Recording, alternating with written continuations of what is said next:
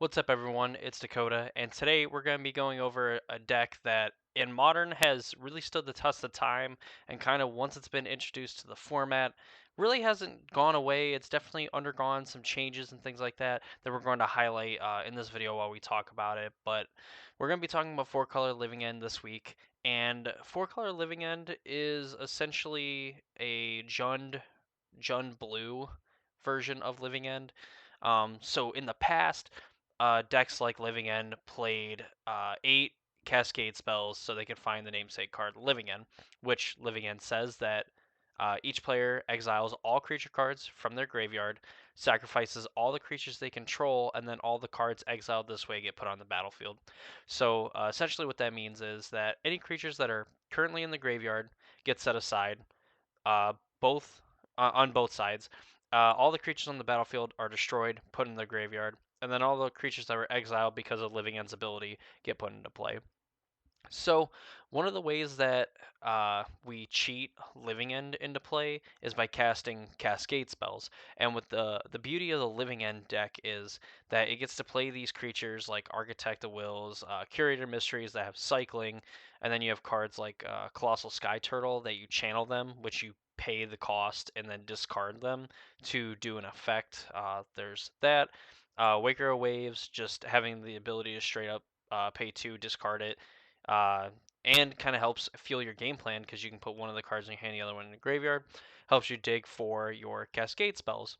So if you notice, like all these cards that we're talking about, like all these really bad like creatures to cast them, for their rate, uh, they cost more than 3 mana, which means the Cascade ability will not hit them.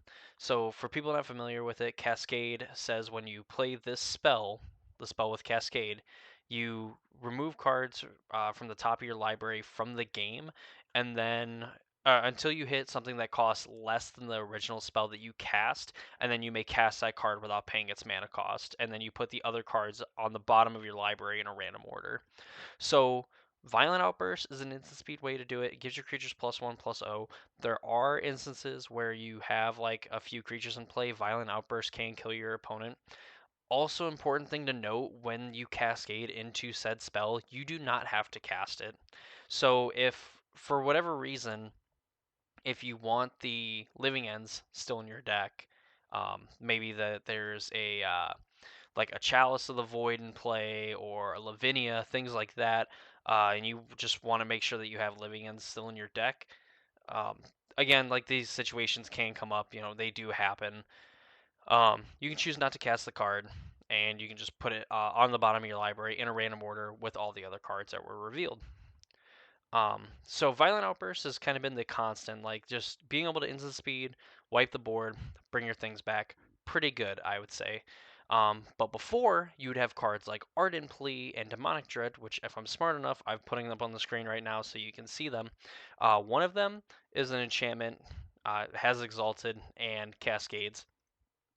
And then the other one, you would need to target a creature to actually be able to cast a spell. So really, it wasn't that consistent because against the control decks, Demonic Dread didn't really do much, and then the Ardent Plea was just a way to be able to cascade, but then you had to play blue, but there really wasn't any reason to play blue because you got to play cards like Deadshot Minotaur and like Fairy Macabre and things like that. I think there was even like there's some really bad cards.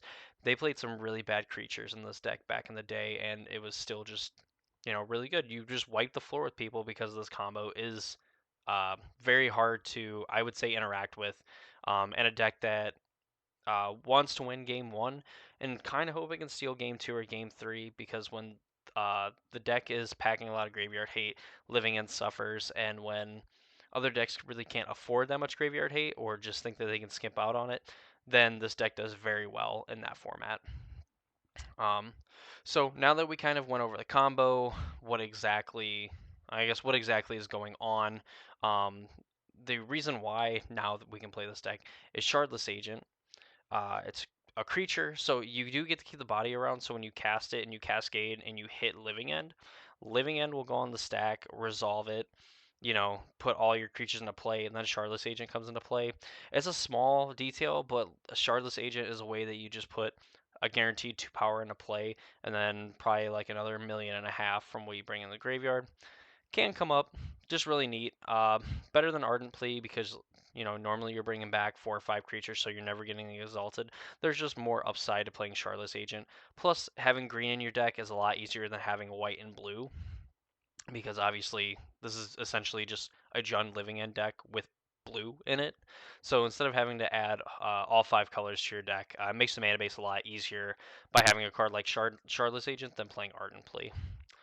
Um, so these cards, like Curator Mysteries, uh, is a 4/4 flyer for 4. That this one I would say is pretty good on rate, and of course you get to scry whenever you cycle or discard another card. And it just cycles for 1 mana. Architect of Wills cycles for 1 mana. Grief is a way that you can interact with your opponent in a way that obviously is like a way that Unmask does and kind of like Thoughtseize does. Just get to take the best card out of their hand, take their counterspell. Maybe they're like Thalia, Lavinia, cards like that that will stop you from comboing or exiling your graveyard, things like that. Subtlety is like your way of also interacting with those set spells if you don't have like griefs or anything like that. Really good against the green elemental endurance because obviously grief can try to take it, whatever. But this is like a way, like one of your surefire ways to just be able to like interact with it and stop it from hitting the battlefield and shuffling your graveyard back in. Because this deck is really susceptible to getting blown out to an endurance, especially if your opponent just evokes it. Just gets rid of all your things, and in the worst case for you, now you have to stare down a 3/4 that can really beat you down once you are trying to like reassemble and hopefully fire off another living end after you obviously put some creatures in the graveyard. Street Wraith, pay 2 life, obviously a staple of like the Shadows of old, the Grixis Shadow decks of old. Um, I still really like this card. I wish it saw more play. I have a bunch of, well, I had like old foils of this, just awesome. Anyway, Colossal Sky Turtle is I believe the newest addition to the deck. Uh, you can return a card from your graveyard to your hand. So I mean, if you have like a living or a violent outburst or a shardless agent or anything like that, or maybe even need to pick up like force negation, things like that, you can just discard the turtle to pick it up. Or in the worst case, you can just pick up another cycler and cycle it away and just kind of dig a card deeper. Also, can return a creature to its owner's hand. A way of getting around those creatures that care about you casting things, whether they want you to pay 1 more or they want you to get it countered if you don't spend any colored mana or any mana to cast those spells. Stripped Riverwinder cycles for 1, has hexproof, big dumb body, 5/5, really good. Waker Waves, like when it's on the battlefield, your opponent's creatures get -1/-0. Makes it a lot tougher to kind of beat these dumb creatures in combat, especially when the Waker Waves itself is a 7/7. And what would Blue Living End be without Force Negation? I know I'm talking about it last. I've kind of skipped over it when talking about Living End and Violent Outburst, but Force Negation is one of the big ways and one of the big reasons to even play this deck because of all the other blue spells, like the Waker Waves, Straight River Winders, things like that. And obviously, you don't want to be pitching those cards, you want them in your graveyard. But when it comes to either protecting your combo from Thoughtseize or protecting, just any part of it, protecting your graveyard, protecting your hand, whatever, Force Negation is a pretty good catch-all to all of that and is definitely a good addition to this deck. Mana base, Beseiju is a way to like beat like Grafdigger's Cage, like in the main deck and things like that, and also in the sideboard games as well. But does come up, can just handle something problematic that is hindering you, that is non-creature related. Um, Pretty standard like Breeding Pool. You have fetch lands and like Floodstrand, Misty, Otawara is probably one of the, like besides like Beseiju, really probably the next most played land, obviously gets to bounce an artifact, creature, enchantment, or planeswalker. This is important when dealing with Teferi Time Raveler, because Teferi Time Raveler will stop you from being able to cast the Living End because the stack will not be empty, and the fact that you have to play at sorcery speed basically means that you can never cast a Living End. Even if you suspend Living End with a Teferi on the battlefield, uh, you can only specifically casting things at sorcery speed is on your main phase when the stack is empty. So even though the counter, I believe, comes off in the upkeep, you're not able to cast a spell. So Aurora is definitely a way of dealing with like Teferi Time Raveler and allowing you to cast your living ends. Because this deck just does not have a way to cast it on your main phase when the stack is empty. Um, Without some other cards that just make the deck suboptimal. The rest of the lands just tap for mana, Steam Vents, Spire Bluff, Scalding Tarn, because a lot of your things are, cycle for blue mana, and of course, you need red mana for like Violent Outburst and things like that. Sideboard, Forest, literally no idea. I'm assuming that this is just something that you can grab with like a Beseiju deck or, Path Exile, whatever. Um, the main deck really doesn't need like basics. It plays like the one island. You can go up the one forest. I'm just actually come to think of it, it's probably for like Blood Moon type effects. It's probably definitely for those. Um, you have endurances of your own for like the mirror, mystical disputes against like the control decks.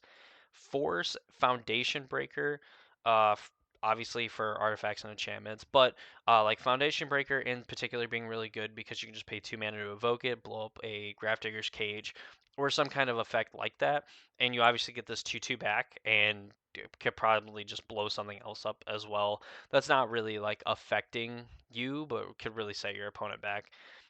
Where Force of Vigor is probably the best that we have. I mean, the other really powerful force like in the format just to get rid of 2 artifacts. In the worst case, 2 for 2ing yourself. And if you ever just get to cast this, I mean, getting a 1 for 2 and like or a 2 for 1 in your favor is always really good. More subtlety. Really for like the endurances, but you also have like Leyline of Sanctity that you can play as well, and I think you want this more against like the discard decks and endurance decks as well. But subtlety also being really good for endurance and non-endurance creatures. Whew.